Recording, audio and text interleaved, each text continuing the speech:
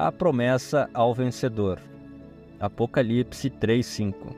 O que vencer será vestido de vestes brancas, e de maneira nenhuma riscarei o seu nome do livro da vida, e confessarei o seu nome diante de meu Pai e diante dos seus anjos. O que vencer será vestido de vestes brancas. Isto realmente é uma repetição do versículo 4, onde é feita a referência aos poucos que não contaminaram seus vestidos. Tínhamos um ditado anos atrás que sem dúvida foi tirado desses versículos, era: mantenha limpa a orla de suas vestes. Isto significava: não se envolva em coisas questionáveis. Outros se envolverão e você poderia ser tentado a se envolver, ou até mesmo alguém poderia tentar envolvê-lo. Porém, fique livre de tudo isso, dirigindo-se para longe disto.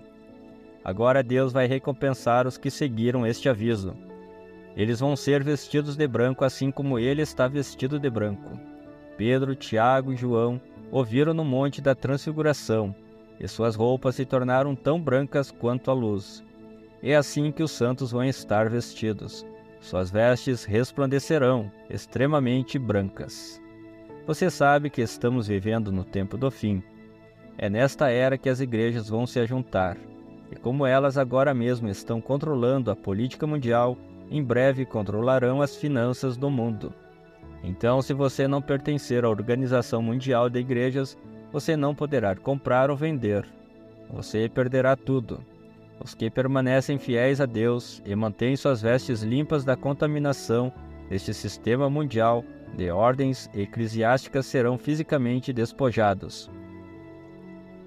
Ser-lhes há apresentado uma grande tentação para ceder.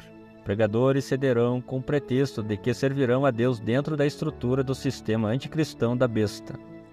Eles cederão às bajulações e lisonjas da hierarquia, e o povo seguirá esses falsos pastores bem para dentro do matadouro. Porém, no julgamento, todos eles se acharão nus. Não lhes serás dada aquelas vestes brancas, tampouco andarão com ele. Você não pode andar com as vestes manchadas do mundo, de mãos dadas com o diabo aqui, e depois esperar estar com Deus. É tempo de acordar e ouvir a voz de Deus clamando: sai dela, religião organizada, povo meu, para que não sejas participante dos seus pecados, e para que não incorras nas suas pragas. Amém. Deus está falando. Evite as religiões deste mundo, assim como você evita a praga. Deixe de andar com o mundo e branqueie suas vestes através do arrependimento e do sangue do Cordeiro. Mas faça-o agora, porque amanhã pode ser tarde demais. O que vencer, de maneira nenhuma riscarei o seu nome do livro da vida. Uma vez mais chegamos a uma porção da palavra extremamente difícil. Este versículo, considerado superficialmente, será usado tanto pelos arminianos como pelos calvinistas para convir a seus propósitos. Os arminianos declararão que esse versículo seguramente anula João 6:37 a 44. Todo o que o Pai me dá virá a mim, e o que vem a mim de maneira nenhuma o lançarei fora. Porque eu desci do céu, não para fazer a minha vontade, mas a vontade daquele que me enviou. E a vontade do meu Pai que me enviou é esta, que nenhum de todos aqueles que me deu se perca, mas que eu ressuscite no último dia. Porquanto a vontade daquele que me enviou é esta, que todo aquele que vê o Filho e crê nele tenha a vida eterna, e eu o ressuscitarei no último dia. Murmuravam, pois, dele os judeus, porque dissera: eu sou o pão que desceu do céu. E diziam: não é este Jesus, o filho de José, cujo pai e mãe nós conhecemos? Como, pois, diz ele, desci do céu? Respondeu, pois, Jesus e disse-lhes: não murmureis entre vós. Ninguém pode vir a mim se o Pai, que me enviou, o não trouxer, e eu o ressuscitarei no último dia. Os arminianos consideram a vontade do Pai não um propósito soberano, mas meramente um desejo complacente enquanto ele permanece atrás para ver o que todos os homens fazem com seus bons e graciosos dons, e até mesmo a vida eterna. Os calvinistas não veem assim. Eles veem neste versículo um forte consolo dado aos sofredores e sobrecarregados santos. não importando qual mal sejam os tempos, quão terrível a perseguição, porquanto o vencedor é aquele que crê que Jesus é o Cristo, que ele não terá seu nome removido daquele livro. Alguns também dizem que este livro da vida não é o livro da vida do Cordeiro. Mas, como sempre, quando alguém considera um versículo superficialmente, apresenta um entendimento superficial. A possibilidade de remoção do nome dos registros de Deus merece mais do que um estudo fortuito, porque até agora a maioria dos estudantes meramente chegaram à conclusão de que Deus coloca os nomes dos nascidos de novo no livro da vida do Cordeiro, por ocasião do renascimento deles. E se por qualquer razão aquele nome tiver de ser removido, o espaço no registro simplesmente ficará em branco, como era antes que o nome fosse colocado lá. Isto é 100% oposto ao que a palavra realmente ensina. Já no início de nosso estudo, saiba-se que não há nenhuma escritura que ensina que Deus esteja presentemente compilando um registro de nomes. Tudo isto foi feito antes da fundação do mundo, como mostraremos dentro em pouco. Também não é uma questão de simplesmente nos envolvermos com dois grupos de pessoas, ambos os quais tiveram a oportunidade de receber vida eterna, onde um grupo a recebeu e teve seus nomes colocados no registro, enquanto os outros, que a recusaram, não tiveram seus nomes assim colocados. Nós realmente mostraremos, pela Escritura, que multidões que nem mesmo nasceram de novo entrarão na vida eterna. Tão estranho quanto isto possa soar, é certamente verdadeiro.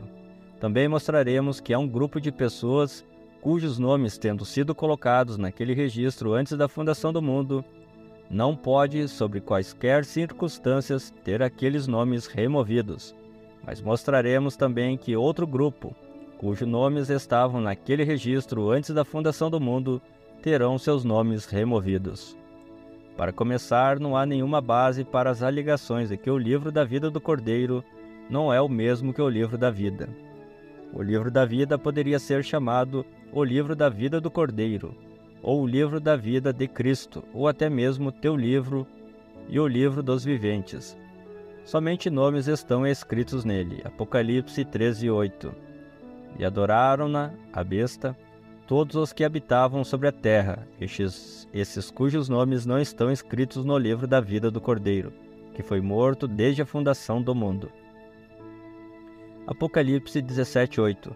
Besta que viste foi e já não é, e há de subir do abismo, e irá à perdição, e os que habitam na terra, cujos nomes não estão escritos no livro da vida, desde a fundação do mundo. Se admirarão, vendo a besta que era e já não é, mas que virá. Apocalipse 20:12-15. E vi os mortos, grandes e pequenos, que estavam diante do trono, e abriram seus livros, e abriu-se outro livro, que é o da vida, e os mortos foram julgados pelas coisas que estavam escritas nos livros, segundo as suas obras. E deu o mar os mortos que nele havia, e a morte e o inferno deram os mortos que nele havia, e foram julgados cada um segundo as suas obras. E a morte e o inferno foram lançados no lago de fogo. Esta é a segunda morte. E aquele que não foi achado escrito no livro da vida foi lançado no lago de fogo. Você pode ver que, embora haja outros livros mencionados, há sempre referências a um livro contendo nomes. Em Apocalipse ele é chamado o livro da vida do Cordeiro, ou o livro da vida. Agora, onde se encontra este livro? Lucas 10:17-24. E voltaram os 70 com alegria, dizendo: Senhor, pelo teu nome, até os demônios se nos sujeitam. E disse-lhes: Eu vi a Satanás como raio cair do céu. Eis que vos dou poder para pisar serpentes e escorpiões, e toda a força do inimigo, e nada vos fará dano algum. Mas não vos alegreis, porque se vos sujeitem os espíritos. Alegrai-vos antes por estarem os vossos nomes escritos nos céus. Naquela mesma hora se alegrou Jesus no Espírito e disse: Graças te dou, ó Pai, Senhor do céu e da terra, que escondeste essas coisas aos sábios e inteligentes, e as revelaste às criancinhas. Assim é, ó Pai, porque assim te aprouve. Tudo por meu Pai me foi entregue, e ninguém conhece quem é o Filho senão o Pai, nem que é o Pai senão o Filho, e aquele a quem o Filho quiser revelar. E voltando-se para os discípulos, disse-lhes em particular: Bem-aventurados os olhos que veem o que vós vedes, pois vos digo que muitos profetas e reis desejaram ver o que vós vedes, e não o viram, e ouvir o que vós ouvis, e não ouviram. O livro da vida está indiscutivelmente localizado nos céus, e aparecerá no julgamento do grande trono branco. Nestes versículos, Jesus disse que seus nomes estavam escritos nos céus. Eles estavam escritos no livro da vida, porque é aí onde os nomes estão colocados. Jesus estava falando aos 70, versículo 17. Porém, estava também falando aos 12, versículo 23. Todos estes tinham se alegrado porque os demônios lhes eram sujeitos em nome de Jesus. A resposta de Cristo foi: Não vos alegreis, porque se vos sujeitem os espíritos, alegrai-vos antes por estarem os vossos nomes escritos nos céus. Livro da vida. Você notará que Judas era um dos que estava expulsando demônios em nome de Jesus. Porém, sabemos que ele era um diabo, o filho da perdição. João 6, 70 a 71. Respondeu-lhe Jesus: Não vos escolhi a vós os 12? E um de vós é um diabo. E isso dizia ele de Judas Iscariotes, filho de Simão, porque este o havia de entregar, sendo um dos 12. João 17, 12. Estando eu com ele no mundo, guardava-os em teu nome. Tenho guardado aqueles que tu me deste, e nenhum deles se perdeu, senão o filho da perdição, para que a Escritura se cumprisse. João 13, 10, 11 a 18. Disse-lhe Jesus: Aquele que está lavado não necessita de lavar senão os pés, pois, no mais, todo está limpo. Ora, vós está limpo, mas não todos, porque bem sabia ele quem o havia de trair. Por isso disse: Nem todos estáis limpos. Não falo de todos vós, eu bem sei os que tenho escolhido, mas para que se cumpra a Escritura. O que come o pão comigo, levantou contra mim o seu calcanhar. Ora, se a linguagem de algum modo significa alguma coisa, devemos admitir que Judas foi escolhido por Jesus. João 13, 18. Embora ele não estivesse limpo. João 13, 10 a 11. Judas também foi dado a Jesus pelo Pai. João 17, 12. Note-se aqui que a escolha e a doação é o exato paralelo, como a ilustração de Moisés e Faraó, Jacó e Esaú. Porque embora Esaú e Faraó foram ambos previamente conhecidos, foram predestinados para a ira, enquanto o fim de Moisés e Jacó foi a glorificação. 1 Pedro 2, 8 a 9. Mostra tanto os reprovados como os eleitos, para aqueles que tropeçam na palavra sendo desobedientes, para o que também foram destinados. Mas vós sois a geração eleita. Judas foi contado com os 12 e realmente teve parte com eles no ministério antes do Pentecostes. Atos 1, 16 a 17. Varões, irmãos, convinha que se cumprisse a Escritura que o Espírito Santo predisse pela boca de Davi acerca de Judas, que foi o guia daqueles que prenderam a Jesus, porque foi contado conosco e alcançou sorte neste ministério. A parte que Judas obteve entre os 12 e depois perdeu não foi inferior aos ministérios dos outros 11, nem foi um ministério estranho e diabólico intrometido entre os ministérios dos outros. Atos 1, 25. Para que tome parte neste ministério e apostolado, de que Judas se desviou, para ir para o seu próprio lugar. Judas, um diabo, perdeu o ministério do Espírito Santo dado por Deus, e matou-se, e foi para o seu próprio lugar. Seu nome estava mesmo no livro da vida, porém seu nome foi riscado. Agora, antes de prosseguirmos nessa reflexão a respeito de Judas, vamos voltar ao Velho Testamento e ver onde Deus fez a mesma coisa.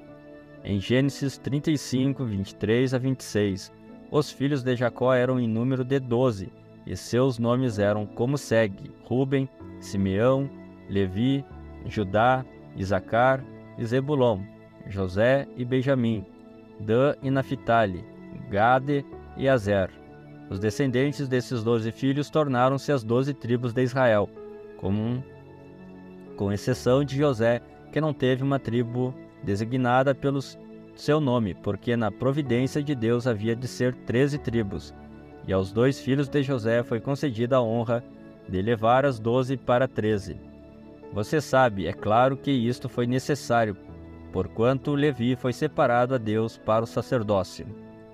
Assim, quando Israel deixou o Egito e Deus lhe deu o tabernáculo no deserto, encontramos a tribo de Levi ministrando as 12 tribos, a saber, Ruben, Simeão, Isacar, Judá, Zebulon, Benjamim, Dan, Naphtali, Gade, Azer, Efraim e Manassés. A ordem dos exércitos as nomeia assim em Números 10, 11 a 28. Não há menção de José ou Levi. Porém, quando olhamos em Apocalipse 7, 4 a 8, onde diz que eram 144.000 assinalados de todas as tribos dos filhos de Israel. Elas são assim nomeadas: Judá, Ruben, Gade, Azer, Naphtali, Manassés, Simeão, Levi, Isacar, Zebulon, José, Benjamim. Estamos de volta às 12 tribos com Levi e José nomeados entre elas, porém com Dan e Efraim faltando. Surge agora a pergunta: por que são omitidas essas 2 tribos? A resposta encontra-se em Deuteronômios 29, 16 a 20. Porque vós sabeis como habitamos na terra do Egito, e como passamos pelo meio das nações, pelas quais passastes, e viste as suas abominações e os seus ídolos, o pau e a pedra, a prata e o ouro, que havia entre eles, para que entre vós não haja homem, nem mulher, nem família, nem tribo, cujo coração hoje se desvie do Senhor nosso Deus, e vá servir aos deuses dessas nações, para que entre vós não haja raiz, que dê fel e absinto, e aconteça que, ouvindo as palavras dessa maldição, se abençoe no seu coração, dizendo: terei paz, ainda que ande conforme ao bom parecer do meu coração, para acrescentar a sede à bebedice. O Senhor não lhe quererá perdoar, mas então fumegará a ira do Senhor e o seu zelo sobre o tal homem. E toda a maldição escrita neste livro jazerá sobre ele, e o Senhor apagará o seu nome de debaixo do céu. Aqui está a maldição pronunciada contra a idolatria ou fornicação espiritual. A tribo que se voltasse à idolatria teria seu nome apagado. E a história das 12 tribos cujos nomes foram apagados por causa da idolatria se encontra em 1 Reis 12, a 25 a 30. E Jeroboão edificou a Siquém, no monte de Efraim, e habitou ali, e saiu dali, e edificou a Penuel. E disse Jeroboão no seu coração: agora tornará o reino à casa de Davi. Se este povo subir para fazer sacrifícios na casa do Senhor, em Jerusalém, o coração deste povo se tornará ao seu senhor, a Reboão, rei de Judá, e me matarão e tornarão a Reboão, rei de Judá. Pelo que o rei tomou conselho e fez dois bezerros de ouro, e lhes disse: muito trabalho vos será o subir a Jerusalém. Vês aqui teus deuses, ó Israel, que te fizeram subir da terra do Egito. E pôs um em Betel e colocou o outro em Dan. E este feito se tornou em pecado, pois que o povo ia até Dan, cada um a adorar. Oséias 4,17. Efraim está entregue aos ídolos, deixa-o. Note particularmente que o castigo devido à idolatria era que o nome daquela tribo seria apagado de debaixo do céu. Deuteronômio 29 a 20. Não diz que seria apagado no céu, mas debaixo do céu. E é exatamente assim, porque agora Israel está de novo na Palestina. Em breve o Senhor selará 144.000 deles. Porém, deste número estão faltando Dan e Efraim. Apocalipse 7, 4 a 8. E ouvi o número dos assinalados, e eram 144.000 assinalados, de todas as tribos dos filhos de Israel. Da tribo de Judá havia 12.000 assinalados. Da tribo de Ruben, 12.000. Da tribo de Gade, 12.000. Da tribo de Azer, 12.000. Da tribo de Naphtali, 12.000. Da tribo de Manassés, 12.000. Da tribo de Simeão, 12.000. Da tribo de Levi, 12.000. Da tribo de Isacar, 12.000. Da tribo de Zebulon, 12.000. Da tribo de José, 12.000. Da tribo de Benjamim, 12.000. Note, Dan e Efraim faltando. Agora, juntamente com isto, veja Daniel 12:1, que se refere a estes 144.000 sendo selados durante o sexto selo e o tempo da grande tribulação, ou da angústia para Jacó. E naquele tempo se levantará Miguel, o grande príncipe, que se levanta pelos filhos do teu povo, e haverá um tempo de angústia, qual nunca houve, desde que houve nação até aquele tempo. Mas naquele tempo livrar-se-á o teu povo, todo aquele que se achar escrito no livro. Entretanto, após este período de tribulação, durante o milênio, como visto por Ezequiel em 48:1-8 e 22-29, vemos as tribos de volta uma vez mais na ordem divina. Porém, desde o tempo que Efraim e Dan entregaram-se aos ídolos, eles morreram, e aquelas tribos não mais são reconhecidas. Agora eu compreendo que, desde a destruição de Jerusalém, todos os registros de todas as tribos se perderam, de maneira que ninguém pode dizer com certeza de que tribo é. Porém, Deus sabe. Esse grande Deus que está trazendo Israel de volta à Palestina sabe exatamente de que tribo cada verdadeiro israelita é. E de todos os 144.000 agregados, Dan e Efraim estarão faltando. Aqui estão as tribos de Israel. Ezequiel 48:1-8 e 22-29. E estes são os nomes das tribos, desde a parte extrema do norte da banda do caminho de Etom, vindo para Amate, Azar-Enon, no termo de Damasco, para o norte ao pé de Amate. E terão a banda do oriente e do ocidente, Dan uma porção, e junto ao termo de Dan, desde a banda do oriente até a banda do ocidente, Azer uma porção, e junto ao termo de Azer, desde a banda do oriente até a banda do ocidente, Naphtali uma porção, e junto ao termo de Naphtali, desde a banda do oriente até a banda do ocidente, Manassés uma porção, e junto ao termo de Manassés, desde a banda do oriente até a banda do ocidente, Efraim uma porção, e junto ao termo de Efraim, desde a banda do oriente até a banda do ocidente, Ruben uma porção, e junto ao termo de Ruben, desde a banda do oriente até a banda do ocidente, Judá uma porção, e junto ao termo de Judá, desde a banda do oriente até a banda do ocidente, etc. E desde a possessão dos levitas, e desde a possessão da cidade, no meio do que pertencer ao príncipe, entre o termo de Judá e o termo de Benjamim, será isso para o príncipe. E quanto ao resto das tribos, desde a banda do oriente até a banda do ocidente, Benjamim uma porção, e junto ao termo de Benjamim, desde a banda do oriente até a banda do ocidente, Simeão uma porção, e junto ao termo de Simeão, desde a banda do oriente até a banda do ocidente, Isacar uma porção, e junto ao termo de Isacar, desde a banda do oriente até a banda do ocidente, Zebulon uma porção, e junto ao termo de Zebulon, desde a banda do oriente até a banda do ocidente, Gade uma porção, e junto ao termo de Gade, ao sul da banda do sul, etc. Outra ilustração que poderíamos tomar é a história de Israel partindo do Egito para a terra de Canaã. O propósito de Deus naquela era foi trazer Israel para fora e conduzi-los para dentro, a fim de que pudessem servi-lo.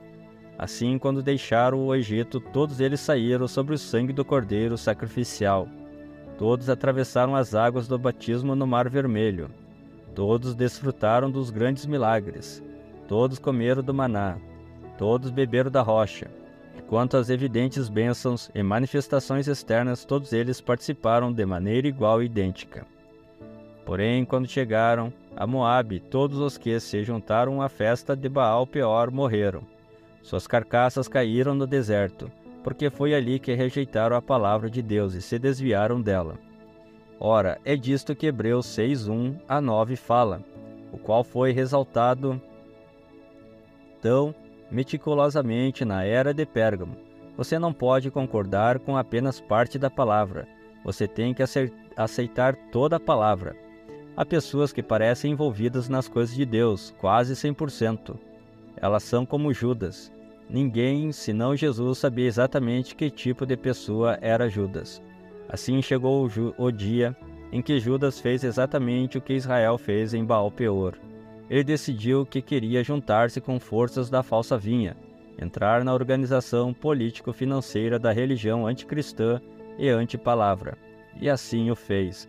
Ele foi enganado. Os outros 11 não foram. Eles não podiam ser, porque eram os escolhidos. Assim, quando Judas partiu e traiu o Senhor, seu nome foi removido do livro da vida. Apocalipse 22, 19.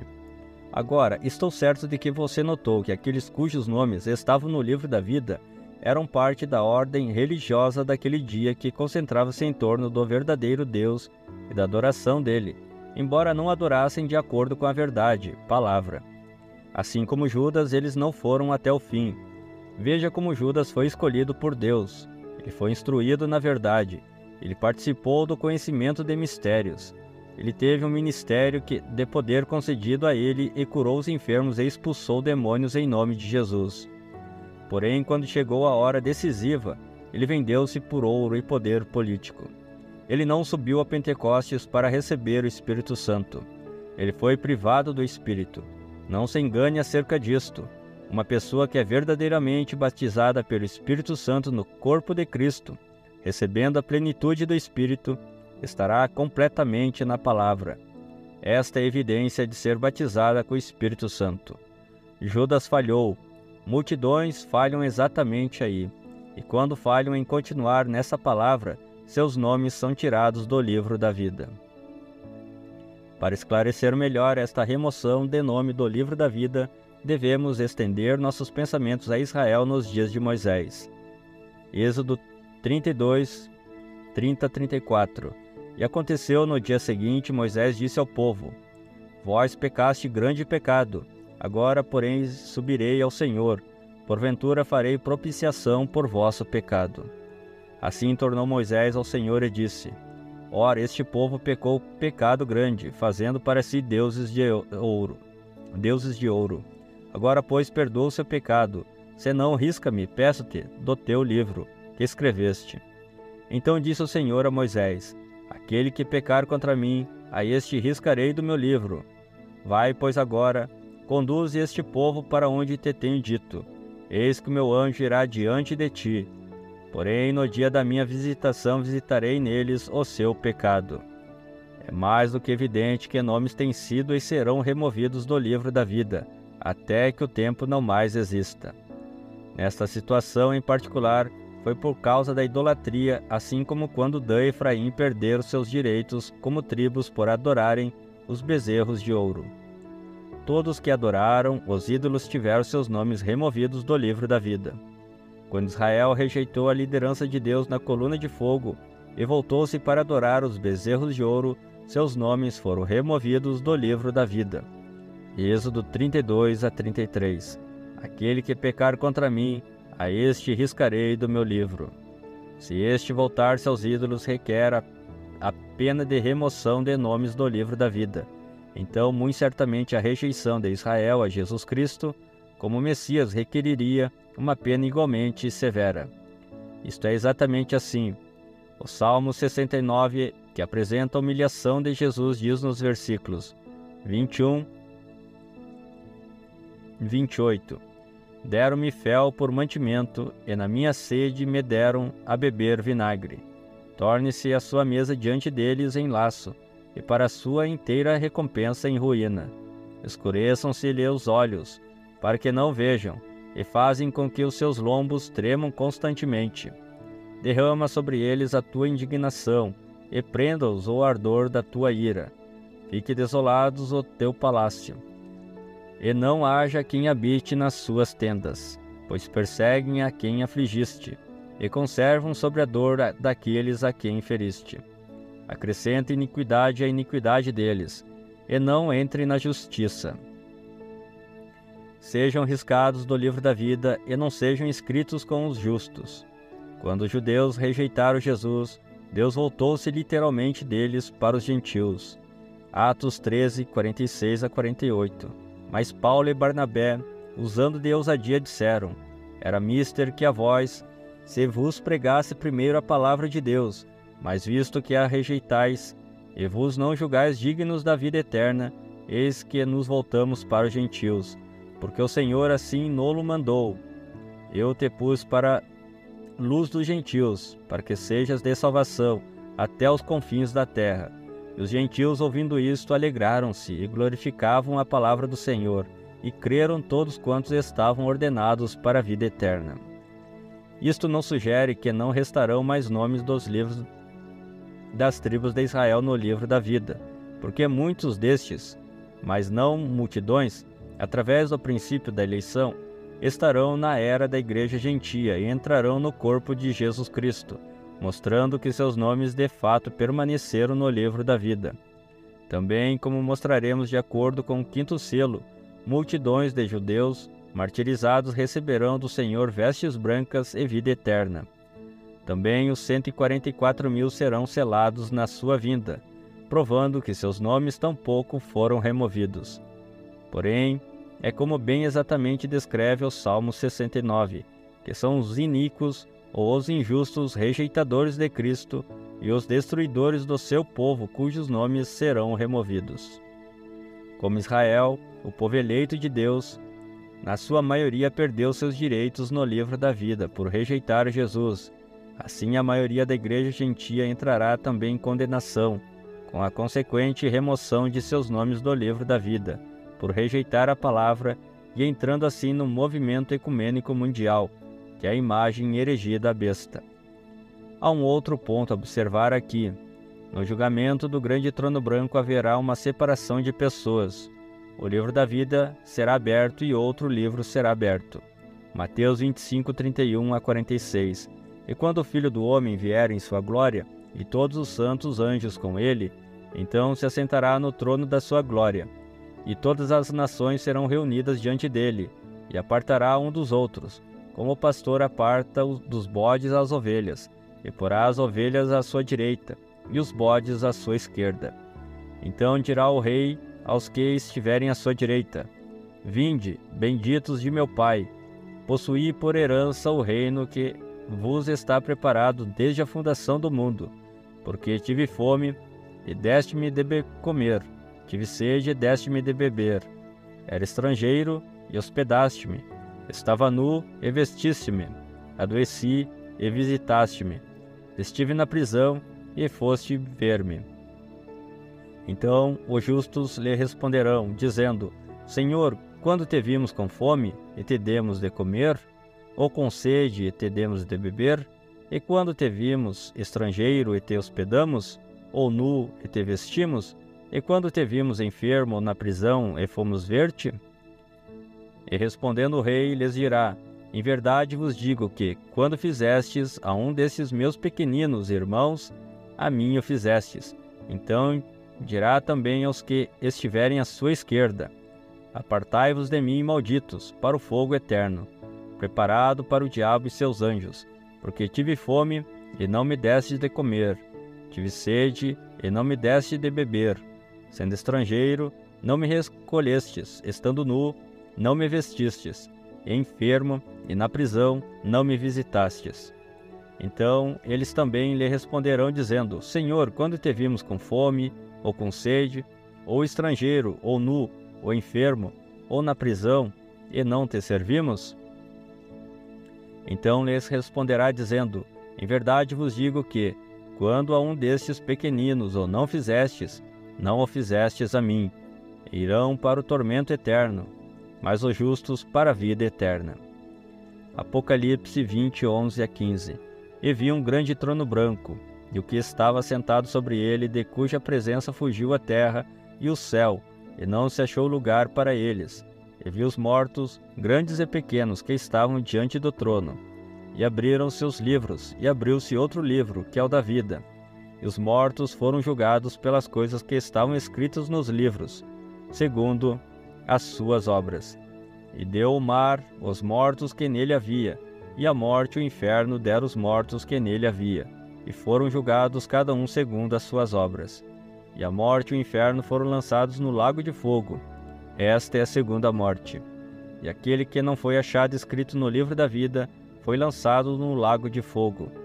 Estarão nesse julgamento tanto os justos como os injustos. Assim diz: esses justos não serão a noiva, porque a noiva se assenta com ele no julgamento. 1 Coríntios 6, 2 a 3. Não sabeis vós que os santos hão de julgar o mundo? Ora, seu mundo deve ser julgado por vós. Sois porventura indignos de julgar as coisas mínimas? Não sabeis vós que havemos de julgar os anjos? Quanto mais as coisas pertencentes a esta vida? Apocalipse 3, 21. Ao que vencer lhe concederei que se assente comigo no meu trono, assim como eu venci, e me assentei com meu Pai no seu trono. Veja, a noiva está com ele no trono. Visto que ela deve julgar o mundo, ela tem de estar assentada com ele no julgamento. Isso é exatamente o que Daniel viu. Daniel 7, 9 a 10. Eu continuei olhando até que foram postos uns tronos, e um ancião de dia se assentou. O seu vestido era branco como a neve, e o cabelo da sua cabeça como a limpa lã. O seu trono chamas de fogo, e as rodas dele fogo ardente. Um rio de fogo manava e saía de diante dele. Milhares de milhares o serviam, e milhões de milhões estavam diante dele. Assentou-se o juízo, e abriram-se os livros. Veja, é a mesma cena, porque os milhares de milhares que o estão servindo são a noiva. Pois quem serve o marido senão a esposa? Surge agora a pergunta: por que esses justos estão no julgamento? Não há nenhum outro lugar em que possam surgir, porque há apenas duas ressurreições, e uma vez que eles não puderam qualificar-se para a primeira ressurreição, eles devem surgir na segunda, que é a ressurreição para o juízo. Aqueles que se qualificam para a primeira ressurreição, a noiva, não estão em juízo. João 5:24. Na verdade vos digo, quem ouve a minha palavra e crê naquele que me enviou, tem a vida eterna. Isto é, o crente já é beneficiário da vida eterna que ele tem em sua possessão agora, e não entrará em condenação, não entrará em juízo. É o que realmente diz, mas passou permanentemente da morte para a vida. Mas note atentamente, Jesus deve ter em mente ainda outro grupo que numa determinada ressurreição receberá a vida eterna. Eles a receberão na ressurreição, não a tendo recebido previamente como membro da noiva. João 5:28 a 29. Não vos maravilheis disto, porque vem a hora em que todos os que estão nos sepulcros ouvirão a sua voz. Os que fizeram o bem sairão para a ressurreição da vida, os que fizeram o mal para a ressurreição da condenação. Agora todos nós sabemos que João 5:28 a 29 não é o arrebatamento, porque somente os que morreram em Cristo se levantarão dos sepulcros, nesta ocasião juntamente com a noiva viva que ainda está sobre a terra. 1 Tessalonicenses 4:16 a 17. Porque o mesmo Senhor descerá do céu com alarido e com voz de arcanjo, e com a trombeta de Deus, e os que morreram em Cristo ressuscitarão primeiro. Depois nós, os que ficarmos vivos, seremos arrebatados juntamente com eles nas nuvens, encontrar o Senhor nos ares, e assim estaremos sempre com o Senhor. Porém, diz em João 5:28 a 29, que todos sairão do sepulcro. Esta é a mesmíssima ressurreição que é citada em Apocalipse 20, a 11 a 15, na qual os mortos foram trazidos diante do Senhor e julgados segundo as suas obras, e todos cujos nomes não estão no livro da vida foram lançados no lago de fogo. Nós agora encaramos a pergunta quanto ao porquê lhe seria concedida a vida eterna no julgamento, já que as epístolas parecem mostrar conclusivamente que temos que possuir o Espírito de Cristo ou pereceremos. Embora pareça assim, não devemos desacreditar as palavras de Jesus, que muito acentuadamente expõem que há algumas encontradas no livro da vida que ou receberão vida eterna antes da ressurreição geral ou depois dela. Paulo não se esquiva desta verdade, pois ele muito claramente diz em Filipenses 3:11, para ver se de alguma maneira posso chegar à ressurreição dos mortos. Ora, esta declaração é extremamente peculiar. Todos nós sabemos que todos vamos estar na ressurreição, quer queiramos, quer não. Todos serão ressuscitados, Assim, Paulo dificilmente poderia estar dizendo, para ver se de alguma maneira posso chegar à ressurreição dos mortos. A verdade a respeito é, ele não está falando isso. A leitura literal é, para ver se de alguma maneira posso chegar à sobreexcelente ressurreição de entre os mortos.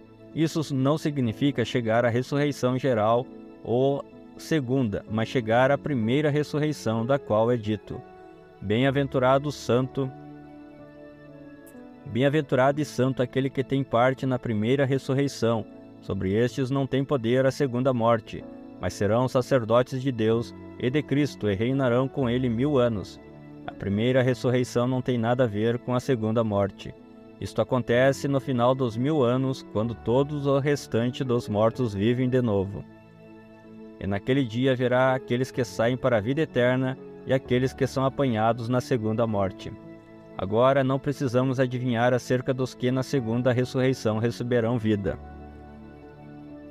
É-nos dito que é dada a eles com base em terem sido amáveis e bons para os irmãos. Os que são ressuscitados e lançados no lago de fogo serão assim tratados por causa dos seus maus tratos aos irmãos. Uma vez que isto é a palavra de Deus, nós simplesmente o aceitamos. Não há nenhuma argumentação aqui, apenas uma simples declaração de fatos. Para esclarecer melhor, note especificamente as palavras de Mateus 25, 31 a 46. Não diz que o pastor está literalmente separando os bodes às ovelhas, porém é como o pastor está apartando dos bodes as ovelhas. Estes não são ovelhas neste particular período de tempo, julgamento do trono branco. As ovelhas estão em seu aprisco, elas ouviram sua voz, palavra, e o seguiram. Ela já tem vida eterna e não pode entrar em juízo, porém estes não têm vida eterna e eles estão no juízo. É-lhes permitido entrar na vida eterna, mas baseada em que entram eles na vida eterna? Certamente não pelo fato de que já tenham sua vida como a noiva tem, mas eles a recebem porque foram amáveis para seus irmãos. Eles não são seus irmãos, isso os faria co-herdeiros com Jesus. Eles não são herdeiros de nada a não ser a vida. Eles não compartilham nenhum trono, etc., com ele. Seus nomes tinham de estar no livro da vida e não ser removidos. Agora, por causa do seu amor pelo povo de Deus, eles são reconhecidos e salvos. Não há dúvida que estes serviram e ajudaram os filhos de Deus. Talvez, como Nicodemos e Gamaliel, eles defenderam os filhos num tempo de dificuldade. Se isto parece ter um toque de restauração, observe atentamente agora, pois os ímpios não serão restaurados, mas introduzidos no lago de fogo. Os nomes de muitos desses destruídos estavam no livro da vida também, mas foram riscados porque falharam em honrar o povo de Deus, que era a viva palavra manifesta. Epístolas vivas para o seu dia. Agora sejamos bem claros aqui. Estes não são nações sendo julgadas e adentrando o milênio por terem acolhido e ajudado os judeus. Isto fica bem claro devido à conclusão desses versículos. Irão estes, os ímpios, para o tormento eterno, lago de fogo, mas os justos para a vida eterna. Não há nenhum registro de 2 julgamentos fixados, onde os ímpios são lançados no lago de fogo. Somente a besta e o falso profeta são julgados no fim da tribulação. Não é este julgamento do trono branco, e eles são julgados segundo o que está escrito nos livros. É a segunda ressurreição, na qual as almas sob o altar, como descrito no 5º selo, Apocalipse 6, 9 a 11, recebem vestes brancas, e evidentemente vida eterna, ou não haveria razão das vestes brancas. E havendo aberto o 5º selo, vi debaixo do altar as almas dos que foram mortos por amor da palavra de Deus, e por amor do testemunho que deram. E clamavam com grande voz, dizendo: Até quando, ó verdadeiro e santo dominador, não julgas e vingas o nosso sangue dos que habitam na terra? E foram dadas a cada um compridas vestes brancas, e foi-lhes dito que repousassem ainda um pouco de tempo, até que também se completasse o número de seus conservos e seus irmãos, e haviam de ser mortos, como eles foram. Agora anote particularmente que nenhum destes sob o altar foram mortos pelo testemunho de Jesus. Eles não foram como Antipas, que foi morto por reter o seu nome. Estes não são pessoas nascidas de novo, com vida eterna como sua possessão. Eles surgem na ressurreição e recebem vida por causa de sua posição na palavra. E note como estão clamando por vingança. Eles não podem ser o material da noiva. A noiva vira a face e clama: perdoa-lhes, Pai, porque não sabem o que fazem. Estes são judeus. Tem de ser porque estão no 5º selo, e é no 4º selo que a noiva gentia parte no arrebatamento. Assim, esses judeus não são nascidos do seu espírito. Eles nem sequer creem que Jesus é o Messias. Mas como foram cegados por Deus por causa dos gentios, Deus lhe deu vida eterna com base em que, embora não pudessem vir a ele, todavia foram verdadeiramente fiéis a toda palavra que conheciam, e morreram por ela quando multidões morreram sob Hitler, Stalin, etc., e ainda morrerão. É na segunda ressurreição que as 5 virgens loucas surgem. Note que elas eram virgens. Elas não tinham o Espírito Santo, portanto não conseguiram estar na noiva, enquanto as 5 prudentes que tinham azeite tornaram-se parte daquela noiva. Porém, essas pessoas, sendo um povo separado e amado a Deus, e tentando permanecer na palavra, segundo o que conheciam dela, e sendo uma ajuda na obra do Senhor, surgirão no fim do tempo. Elas perderão o milênio, o qual você pode começar a ver por estas verdades. É muito mais importante e maravilhoso do que já chegamos a pensar ou crer.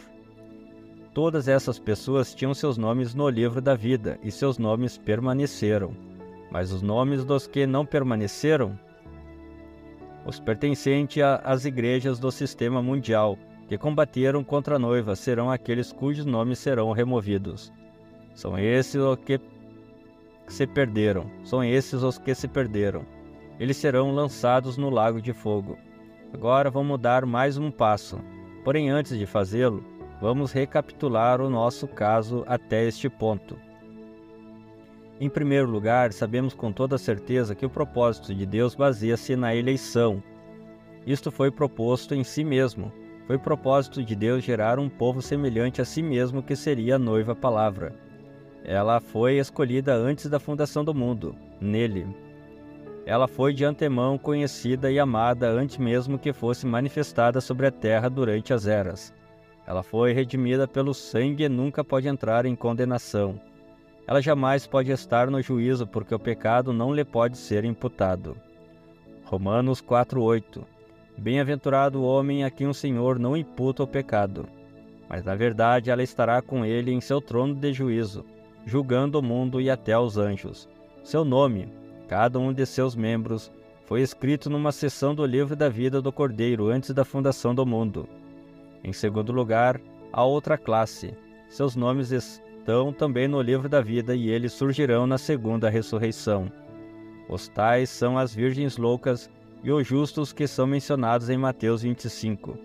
Nesta classe também encontra-se aqueles que não adoraram a besta e nem se envolvem no sistema anticristão, mas morrem por sua fé, muito embora não estejam na noiva, não tendo nascido de novo. Mas eles surgirão na segunda ressurreição e entrarão na vida eterna. Em terceiro lugar, aos cristãos fronteiriços, tal como vimos em Israel saindo do Egito. Estes tinham seus nomes no livro da vida e suas obras escritas nos livros. Estes, tendo falhado em obedecer a Deus e estando desprovidos do Espírito, não obstante os sinais e prodígios estivessem entre eles, terão seus nomes removidos do livro da vida. Entre este grupo estarão aqueles como Judas que, embora totalmente destituídos do Espírito, são religiosos e terão manifestações em suas vidas, e mesmo assim nos livros não foram eleitos nele. Os tais como Balaão também estarão neste grupo. Finalmente, em quarto lugar, estão aqueles cujos nomes nunca estiveram e jamais estarão escritos nos livros. Esses tais se encontram em Apocalipse 13:8 e Apocalipse 17:8. E adoraram-na todos os que habitam sobre a terra, esses cujos nomes não estão escritos no livro da vida do Cordeiro, que foi morto desde a fundação do mundo. A besta que viste foi e já não é. e há de subir do abismo, e irá à perdição. E os que habitam na terra, cujos nomes não estão escritos no livro da vida, desde a fundação do mundo, se admirarão vendo a besta que era e já não é, mas que virá. Jesus disse que um determinado grupo aceitaria um que viesse em seu próprio nome. Esse é o anticristo, e é exatamente isso que é dito deles em Apocalipse 13:8 e 17:8. Estes foram ordenados por Deus, mas não são para eleição. E com este grupo estão os tais que são como Faraó. É dito dele: para isto mesmo te levantei, vasos da ira, preparados para a perdição. Romanos 9:17 a 22. Nenhum desses seria colocado nos registros da vida. Eu não estou dizendo que não há nenhum registro deles. Não há dúvida de que há algum tipo de registro deles, porém não nos registros da vida. O propósito da existência deles foi tratado ligeiramente nas demais partes deste livro, porém podemos acrescentar mais duas escrituras. Provérbios 16:4. O Senhor fez ao ímpio para o dia do mal. Jó 21:30. O mal é preservado para o dia da destruição e arrebatado no dia do furor. Uma vez que essa porção da palavra seja difícil da mente humana captar, deve ser aceita e crida pela fé. Alguns ficarão ofendidos pelo que tenho exposto, porque falharão em compreender a soberania de Deus, que estabelece que Deus é Deus, e porque Ele é Deus, não se pode anular seus conselhos ou contrariar sua vontade e propósito. Porém Ele, sendo onipotente, rege em todos os assuntos e faz tudo o que quer com toda a sua criação, porque tudo foi criado por sua boa vontade. Portanto, como diz Paulo, se Deus tomou uma massa de barro e fez dessa mesma massa um vaso para a honra e outro para a desonra, quem pode se ofender e gritar contra ele? Que ele tem o direito de fazer isto tão somente com base na criação, nós não podemos negar. Todavia ele foi ainda mais longe, pois de acordo com Romanos 14:7 a 9, temos a prova irrefutável de que Jesus pagou o preço da compra de todo mundo, e portanto pode fazer com ele quiser o que é seu. Porque nenhum de nós vive para si, e nenhum morre para si. Porque se vivemos, para o Senhor vivemos, se morremos, para o Senhor morremos, de sorte que, ou vivamos ou morramos, somos do Senhor. Foi para isto que morreu Cristo, e tornou a viver para ser Senhor, tanto dos mortos como dos vivos. Posse, não parentesco quer dizer aqui. Isto é também exposto em João 17:2. Assim como lhe deste poder sobre toda a carne, para que lhe dê a vida eterna a todos quantos lhe deste. Ora, se imputamos onisciência a Deus, devemos também aceitar que Ele é perfeito em sabedoria e justiça. Este plano de eleição e reprovação é a sabedoria de Deus revelada em todas as eras, como diz em Efésios 1:3 a 11. Bendito Deus e Pai de nosso Senhor Jesus Cristo, o qual nos abençoou com todas as bênçãos espirituais em lugares celestiais em Cristo, como também nos elegeu nele antes da fundação do mundo, para que fôssemos santos e irrepreensíveis diante dele, em caridade, e nos predestinou para filhos de adoção por Jesus Cristo para si mesmo, segundo o beneplácito de sua vontade, para louvor e glória da sua graça, pela qual nos fez agradáveis a si no amado, em quem temos a redenção pelo seu sangue, a remissão das ofensas, segundo as riquezas da sua graça, que ele fez abundar para conosco em toda sabedoria e prudência, descobrindo-nos o mistério da sua vontade, segundo o seu beneplácito, que propusera em si mesmo, de tornar a congregar em Cristo todas as coisas, na dispensação da plenitude dos tempos, tanto as que estão nos céus, como as que estão na terra. Nele digo, em quem também fomos feitos herança, havendo sido predestinados conforme o propósito daquele que faz todas as coisas, segundo o conselho de sua vontade. Desse modo, se Deus assim planejou que haja aqueles cujos nomes estão colocados numa seção do livro da vida do Cordeiro e não pode ser apagados, porque são os nomes de sua noiva, então devemos aceitar isso. Se também afirma que há aqueles cujos nomes foram colocados no registro do livro da vida, mas na presciência de Deus, eles caírem e teriam seus nomes removidos. Devemos aceitar isso. E se há aqueles cujos nomes nunca foram colocados no registro de vida, devemos aceitar isso também. E se há aqueles que entrarão na vida eterna após o julgamento do trono branco unicamente por causa de serem bons, amáveis e justos aos eleitos de Deus, que são seus irmãos, então não podemos aceitar senão isso. Porque quem conheceu a mente do Senhor para que possa instruí-lo? Antes, sujeitemo-nos em fé àquele que é nosso Pai e vivamos. Para compreender este assunto ainda mais claramente, seria agora prudente o abordarmos do ponto de vista da Igreja através das eras. Até agora refletimos em termos de remoção de nomes de indivíduos. Agora queremos considerar não os indivíduos, porém os grupos representados na Igreja. Para fazê-lo, comparemos a Igreja através das eras com uma planta de trigo. Um grão de trigo é plantado a fim de que um único grão se reproduza e se multiplique através de um certo processo, durante um certo período de tempo. Essa semente única morrerá, porém ao morrer, a vida que estava nela brotará numa planta que por sua vez será portadora ou transportadora daquela vida que voltará à originalidade de uma forma multiplicada. Jesus, a grande semente real, morreu.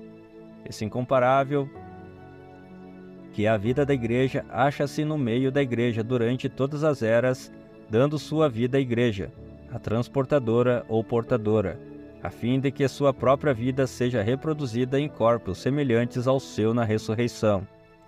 É na ressurreição que a semente real verá muitas sementes reais semelhantes a ela mesma. E elas serão mesmo como ele é, pois João diz, seremos semelhantes a ele. E é a isto que João Batista se referia quando disse que Jesus recolheria o trigo no celeiro. Essa foi a ressurreição, onde os redimidos que foram escolhidos para a vida eterna apareceram. Pois bem, o registro dessa planta de trigo, cujo fim é reproduzir a semente original de forma multiplicada, é o livro da vida. Repito, a história ou registro desta planta de trigo é o livro da vida, do qual uma parte do livro da vida é o registro de vida eterna, uma seção do livro da vida. Isto é visto de maneira convincente examinando-se a planta de trigo. Uma simples semente é semeada. Logo vê-se uma folha, porém isto ainda não é o trigo. Depois ela transforma-se num talo. Isto ainda não é o trigo. A vida está ali, mas não o trigo. Depois, na extremidade do talo, acha-se uma pequena espiga que solta um pendão. Sempre uma planta de trigo, porém ainda nada de trigo. Depois a planta é polinizada e vemos a casca crescer. Esta se parece muitíssimo com o grão, porém ainda não é a semente. Depois forma-se o trigo na casca. Agora ele está de volta ao que era originalmente.